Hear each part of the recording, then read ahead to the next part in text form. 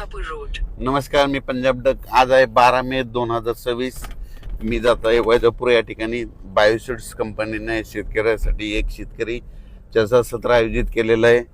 तर त्या ठिकाणा जात असताना एक शेतकऱ्याला सांगतो की राज्यामध्ये आता म्हणजे 2026ला मान्सूनला असं पोषक वातावरण तयार झालेलं आहे। म्हणजे बंगालच्या खाडीमध्ये चांगलं मान्सूनसाठी पोषक वातावरण तयार झालेलं आहे आणि जवळपास 16 किंवा 17 तारखेला अंदमान बेटावर मान्सून दस्तक देणार आहे। मग दस्तक दिल्याच्या नंतर कंप्लीट तिथून 10 दिवस केरळला यायला लागतात आणि तिथून 10 दिवस म्हणजे कंप्लीट 7 जूनच्या आसपास महाराष्ट्रामध्ये पाऊस दाखल होऊ शकतो।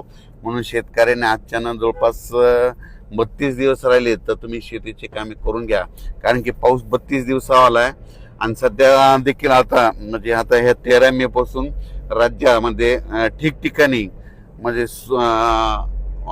मान्सून पूर्व पावसाला सुरुवात होणार आहे। अवकाळी पाऊस पडणार आहे, सगळीकडनं नाही पडणार, भाग बदलत दररोज वेगवेगळ्या भागात पावसाला सुरुवात होणार आहे। म्हणून हे देखील अंदाज लक्षात यायचा।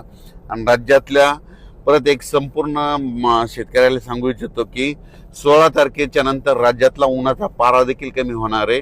म्हणजे 16 तारखेच्या नंतर राज्यातला सगळीकडला पारा 40 अंशाच्या खाली, म्हणजे काही ठिकाणी 36, 37, 38 अंशापर्यंत राहणार आहे।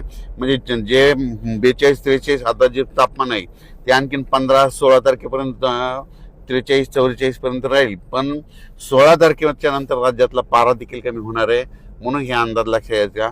शेतकऱ्यांनी शेतीची कामे करून घ्यावी, कारण की यावर्षी मान्सूनसाठी बंगालच्या खाडीमध्ये अंदमान बेटावर असं पोषक वातावरण आज देखील तयार झालेलं आहे। मात्र 16 किंवा 17 तारखेला मात्र अंदमान बेटावर मान्सून दस्तक देईलच। दस्तक दिल्याच्या नंतर कंप्लीट तिथून 7 जूनच्या आसपास महाराष्ट्रात येऊ शकतो। म्हणून हे अंदाज सर्व शेतकऱ्यांना लक्षात यायचा। त्यामुळे आपण आपल्या शेतीची कामे करून घ्यावी। धन्यवाद।